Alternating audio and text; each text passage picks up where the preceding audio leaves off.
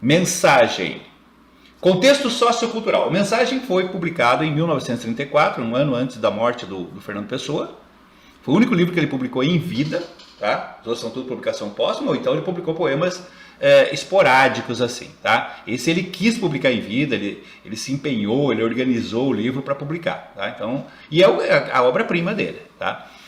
Então, esse livro é composto por poemas que foram feitos ao longo da década de 20 até o início da década de 30 ali. Foi publicado em 1934, tá? Então é o início, a primeira metade do século 20. E aí o contexto sociocultural desse momento, gente, é o período entre guerras, entre a Primeira e a Segunda Guerra. E a Europa, esse período, né, você deve ter visto isso em história, ela é marcada por movimentos muito nacionalistas, que acabaram depois gerando o nazismo, movimento lá de radicalismo também da Itália, fascismo, né? Então, é um período marcado por um nacionalismo exasperado, tá? E esta obra do Fernando Pessoa, essa produção do Fernando Pessoa, é claramente marcada por esse sentimento nacionalista, como a gente vai mostrar para vocês, tá? Quanto ao estilo de época, gente, você vai falar, bom, então é uma obra moderna. Sim, é uma obra moderna. O Fernando Pessoa é um autor do modernismo, é um dos poetas que implantou o modernismo em Portugal, né, através da revista Orfeu, aquela coisa toda. Só que este livro especificamente, ele é marcado por um estilo que é uma retomada do classicismo, uma retomada clássica, uma retomada das chamadas narrativas épicas, as epopeias, né? Não na sua essência, né, mas em vários aspectos, né, lembra a narrativa épica, como a gente vai mostrar para vocês. Uma coisa que eu já quero chamar a atenção e depois eu vou reforçar, esse livro, ele possui uma espécie, não sei se a palavra certa é imitação, né, temática e estilística dos Lusíadas, tá? Então tomem cuidado com isso, tá, gente? Existem temas, existem poemas aqui que fazem referência a passagens dos Lusíadas de maneira muito explícita, muito clara, tá? E a linguagem, o estilo e tal, também lembra os Lusíadas. Por isso a gente fala em retomada clássica, né? Porque os Lusíadas é o grande livro, né, do classicismo português aí, tá? É isso mesmo, Maria Eduarda. Mas não é novidade, não. A FUVEST não está amando agora, ela sempre amou fazer isso, talvez agora com um pouco mais de intensidade. É muito comum ele fazer, porque assim você fala assim, mas aí eu vou lá, tem 3, 4 questões de literatura só, 5 questões, não vai cobrar todos os livros. Não, ela pode cobrar numa questão só, ela pode cobrar todos os livros. Dificilmente tem uma questão que é de um livro só, tá? Geralmente esse processo que a Maria Eduarda está falando, comparar 2 ou mais livros, tá? Então fiquem atentos a isso. Então nós temos aqui uma linguagem culta, que é própria, né, do estilo clássico. Nós temos poemas com métricas e rimas regulares, né, que também tem a ver com o estilo clássico. E aí nós temos o seguinte, ó, gente, uma coisa que eu sempre explico para os alunos, ó. Os Lusíadas é uma narrativa épica. O que é uma narrativa épica? É uma narrativa feita para exaltar elementos externos. É uma narrativa. Então você tem um narrador que relata fatos externos, né, de uma maneira gloriosa, grandiosa, né, para exaltar heróis e tal. Isso é os Lusíadas, uma narrativa épica, tá? Você, no Mensagem, tem temas que associam-se a essa narrativa épica dos Lusíadas. Como eu falei para vocês, você tem poemas que são claramente associados a episódios que aparecem nos Lusíadas. Por exemplo, tem um poema no Mensagem chamado O Monstrengo, que é digamos assim, uma releitura do episódio do gigante Adamastor, dos Lusíadas. Tá? É o mesmo personagem, no mar, tentando impedir os portugueses de passar e tal. Então, tem uma temática épica. Porém, tem uma essência lírica. O que é lirismo? Como eu já expliquei para vocês. Lirismo é a expressão da subjetividade do autor, né? Do sentimento, das emoções e tal. Os Lusíadas, em princípio, ele não traz a emoção de Camões. Ele está narrando, é o narrador que está contando a história. Claro que em alguns momentos, por exemplo, no desfecho final, tem um pouco dessa emoção aí. Mas, basicamente, é uma narrativa épica. O Mensagem, não. O Mensagem, ao longo de todo o livro, ele mistura essa coisa, né? A temática épica com a essência lírica. A essência lírica é exatamente a mensagem do título. né? O livro foi feito para trazer uma mensagem de otimismo, de esperança para o povo português, em cima de um nacionalismo místico, que é o sebastianismo, que eu vou explicar para vocês, inclusive através de exemplos aí. Tá? Então depois eu vou mostrar, inclusive, num exercício, como que isso fica claro quando você analisa a obra dele. Quer dizer, ele aborda temas épicos, mas ele expressa a subjetividade lírica, a emoção, o sentimento, né, que é mais subjetivo, que é mais pessoal e, portanto, lírico aí, tá? Essência lírica. O livro tem uma estrutura, isso aqui é interessante, tá, gente? Ele é formado, essa parte que eu falei para vocês, por 44 poemas. São poemas relativamente curtos, tá? Não tem um poema muito longo aí, não. Acho que tem poucas páginas, como eu falei para vocês. Só que ele está dividido em 3 partes. Tá? Então tem a primeira parte, cujo título é Brasão, a segunda parte, cujo título é Mar Português, e a terceira parte, cujo título é Encoberto. Tá? Na primeira parte nós temos 19 poemas, na segunda 12 poemas, na terceira 13 poemas, somando os 44 aí. Beleza? Essa brasão, gente, você não sabe, brasão é aquele símbolo, principalmente da época da nobreza, né? Aquele símbolo familiar, né? Então cada família você vê às vezes nos filmes, né? Da Idade Média, nas séries medievais, Game of Thrones, você tem, cada família tem o seu brasão lá, tá? Mar Português é o mar mesmo, né? As conquistas marítimas portuguesas. E o encoberto é uma forma de se referir a Dom Sebastião, ao mito do sebastianismo. É uma maneira que os portugueses têm de chamar Dom Sebastião, o encoberto, tá? Muito bem. Aí nós chegamos na temática, né? Os temas dominantes, os tópicos dominantes desse livro, porque o livro, eu vou mostrar para vocês, ele embora sejam poemas soltos, né, porque ele não é que nem os Lusíadas. Os Lusíadas você tem um poema só, dividido em centenas de estrofes, mas é um poema só, é uma sequência narrativa, né? Uma estrofe vai sendo encadeada na outra e tem uma sequência narrativa, que tem começo, meio e fim. Tá? Aqui não, são fragmentos. Né? Cada poema é um fragmento, cada poema pega um personagem, pega um fato histórico e tal, mas eles não estão necessariamente amarrados entre eles, então não tem essa sequência narrativa. Tá? E aí, assim, cada uma dessas partes tem alguns temas que são dominantes. Por exemplo, no brasão, como o próprio título, né, dessa parte já sugere, esses 19 poemas, eles são voltados para a exaltação de heróis do passado, né? Desde que Portugal se formou como nação, né? Então os reis, os príncipes, né? Os nobres que lutaram, que expulsaram os mouros e tal, os primeiros navegantes, né? Que trouxeram as primeiras conquistas, os heróis portugueses, os heróis do passado, tá? A segunda parte, Mar Português, como o nome já sugere, são poemas voltados para as conquistas marítimas, aí focado naquilo que os portugueses conquistaram, as grandes descobertas, a descoberta do caminho marítimo para as Índias, a descoberta do Brasil, né, ou a posse do Brasil, a posse de territórios lá na África e tal. Então, é esse mar, aquilo que deu a Portugal o poderio de um grande império, né? A maior glória dos portugueses foram essas conquistas marítimas aí. E a terceira parte, ou encoberto, como o nome já sugere também, é a exaltação do mito sebastianista e das suas promessas, né? Do mito de Dom Sebastião. A gente vai comentar isso aqui. O que eu queria que você observasse aqui?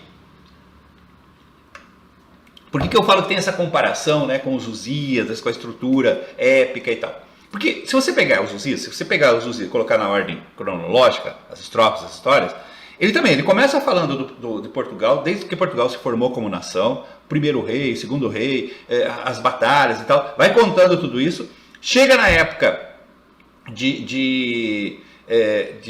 passa pelas primeiras conquistas marítimas e tal, e chega na época da viagem de Vasco da Gama, que seria o presente lá. Tá? Então faz essa trajetória toda aí, né, para chegar no presente e termina no presente de Camões, porque aí ele vai contar a história lá do Vasco da Gama, e ele termina o livro, né, que tem a última parte dos Lusíadas, que é a conclusão, que é o desabafo do poeta no tempo presente dele, que seria por volta de 1570 ali, né, um pouco antes dele morrer,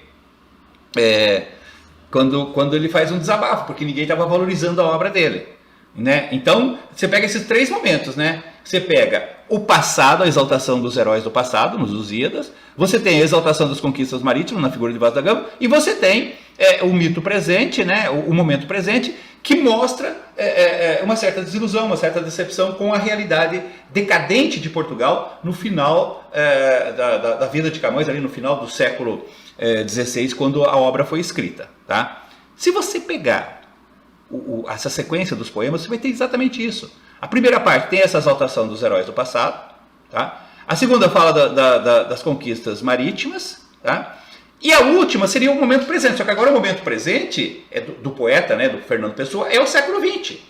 Quando Portugal também estava passando por uma crise, por uma decadência, né, por uma situação de desconforto. Né? Então, e aí aquela coisa assim de viver muito do passado. Os portugueses têm muito isso. Na época de Camões, né, claro, ele não vai falar do mito do sebastianismo, porque o sebastianismo não existia ainda. Né? O mito não existia, né? Dom Sebastião existia. Foi aquele que dedicou o livro dele, mas não tinha um mito ainda, Dom Sebastião não tinha morrido ainda. Mas já tinha aquela coisa, aquela esperança, né, que Dom Sebastião trazia, de recuperar as glórias do passado. E a última parte do livro, do Mensagem, é exatamente isso. Né? Essa parte, essa promessa, essa mensagem lírica do Fernando Pessoa de acreditar, né, que Portugal vai recuperar suas glórias do passado, vai se tornar o Quinto Império, as promessas de Dom Sebastião serão cumpridas, aquela coisa toda. Então tem uma estrutura muito semelhante àquilo que eu falei para vocês dos Lusíadas. Tá? Então, o modelo, a estrutura, a temática, tudo isso lembra muito os Lusíadas. Beleza, gente? Vamos dar uma olhadinha aqui, então, em dois exemplos. Primeiro, a questão do sebastianismo, tá, gente? Aqui eu tenho que lembrar para vocês, porque essa é a última parte do livro, e o livro todo, né, a essência do livro é esse mito sebastianista, tá? Dom Sebastião foi aí o 16º rei de Portugal. Ele herdou o trono já em plena decadência, né, na segunda metade, na década de 70 ali, quando Portugal estava decadente. Portugal do início do século XVI, dos anos de 1500 ali, era aquela glória, né, depois da descoberta marítima, aquela riqueza, e depois começou a cair. No final do século chegou inclusive a ser dominado pela Espanha, tá? Ficou sob domínio espanhol de 1580 a 1640. Tá? E isso aconteceu após a morte de Dom Sebastião. Dom Sebastião morreu em 1578, o trono ficou vago, né, e o Portugal caiu sob domínio espanhol. E aí começou a surgir o mito do sebastianismo. Por quê? Porque o povo português, alguém lá começou... Porque o que aconteceu foi o seguinte: o Dom Sebastião era um rei jovem, cheio de, digamos assim, de sonhos, né, de utopias. E ele prometeu que ia transformar Portugal no quinto império do mundo, que ele ia recuperar as glórias portuguesas, que ia transformar Portugal novamente num grande império e tal. E começou a empreender várias guerras de conquista. E numa dessas guerras ele morreu, lá em Alcácer Quibir. E o corpo dele foi abandonado, o corpo dele ficou lá. Tá? Nunca voltou para Portugal. Logo depois, 2 anos depois, Portugal foi dominado pela Espanha. Aí começou o mito do sebastianismo, porque alguém começou a inventar. Você sabe que alguém inventa, né, uma história, né, aí cai no WhatsApp, aí passa para o grupo da família, aquilo vai crescendo, né, e de repente você está lá fazendo sinal para o ET descer e salvar você, né. Hoje a forma é diferente, mas o mito surge muito em cima disso, sabe? Alguém começou a falar assim: não, mas Dom Sebastião está vivo, né? Quem disse que ele está morto? O corpo dele nunca foi encontrado. Ele está lá, ele está preparando um exército. Ele virá nos libertar e cumprir a sua promessa e transformar Portugal no quinto império. E os portugueses começaram a alimentar essa esperança, né?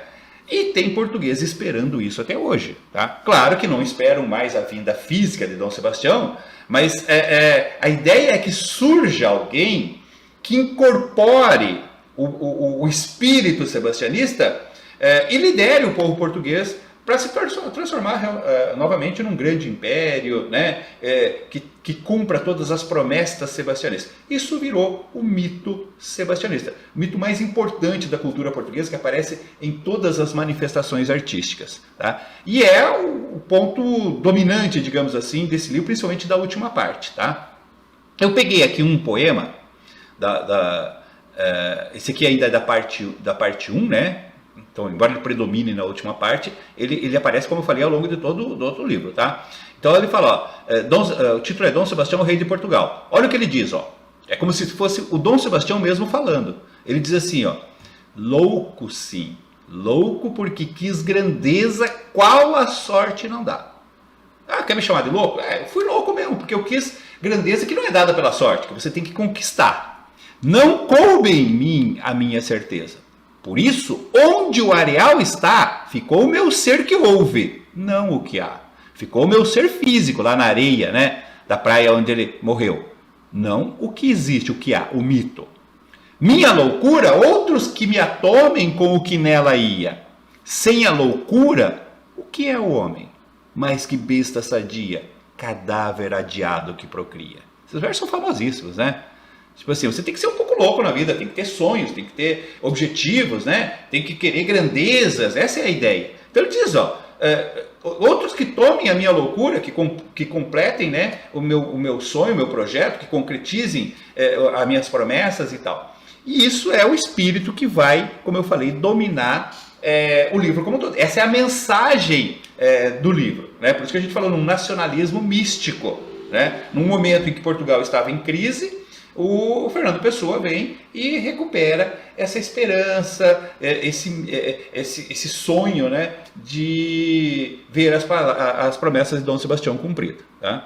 E o outro poema que eu queria comentar rapidamente com vocês, os poemas aqui são curtinhos, é talvez o poema mais famoso desse livro, que é justamente o poema Mar Português. Né? Quem é que nunca ouviu essas palavras? Ó mar salgado, quanto do teu sal são lágrimas de Portugal. Por te cruzarmos, quantas mães choraram, quantos filhos em vão rezar, quantas noivas ficaram por casar para que fosses nosso, ó mar. Talvez você não conheça essa parte, mas essa aqui você conhece. Ó. Valeu a pena? Tudo vale a pena se a alma não é pequena. Essa frase virou universal, né? Quem quer passar além do bojador? Bojador era o limite conhecido das navegações. Os portugueses foram os primeiros a passar além do bojador, a enfrentar o mar, os perigos e tal. Então, quem quer passar além do bojador tem que passar além da dor. Tem que sofrer, tem que lutar, né? Enfrentar os perigos. Deus, ao mar, o perigo e o abismo deu, mas nele é que expeliu o céu. Então, se você quer chegar mais perto do céu, você tem que enfrentar o perigo, você tem que enfrentar o abismo. Né? Se você quer ter glória, você quer ter conquistas, você tem que enfrentar o abismo, tem que enfrentar o perigo. Essa é a ideia. Tá? Agora, observem, ó, gente, aquilo que eu falei para vocês da temática épica e da essência lírica. Se você observar, a primeira parte, a primeira estrofe, é a temática épica. Porque ele estava lá, ó, mar salgado, quanto do teu sal são lágrimas de Portugal. Por te cruzarmos, quantas mães choraram, quantos filhos vão rezar, quantas noites ficaram para que fosses nosso, ó mar. Ele estava falando das conquistas marítimas, né? Quanto isso custou para Portugal, né? Quantos marinheiros morreram, quanto sofrimento para o povo e tal. Essa é a temática épica, né? As glórias, as conquistas, as grandezas. Tá? Só que aí, na segunda parte, ele parte para a parte subjetiva, né? Lírica. Porque ele pergunta, valeu a pena? Né? Todo esse sofrimento, todo esse trabalho, toda essa valeu a pena? E ele mesmo responde, tudo vale a pena se a alma não é pequena. Alma aqui no sentido de sonho, de objetivo. Né? Então todo sofrimento vale a pena se você tem um sonho, se você tem um objetivo. Então aí é a expressão subjetiva do sujeito lírico. Né? Então aí nós temos o lirismo, que se confirma mais abaixo, que se universaliza, né? Porque aí é uma expressão, né, dessa confiança de que quem quer ter conquista, ter glória, tem que passar pelo sofrimento. As coisas não vêm de graça. Se você fugir da vida, se você se esconder, você não vai passar no vestibular. Se você ficar só assistindo o Jogo do Brasil e comemorando, agora eu vou dar uma bordoada nos que estavam em casa, né? Você não vai passar no vestibular, tem que, né? De vez em quando tem que fazer esse sacrifício. Ficar ouvindo um doido aqui falar de literatura durante 1h30, talvez até 2 horas que a gente vai demorar aí. Mas faz parte, né? Para chegar na glória, tem que passar pelo sofrimento. Beleza? Então você tem a temática épica com a essência lírica, como eu mostrei para vocês. Certinho, gente? E essa foi a nossa segunda obra.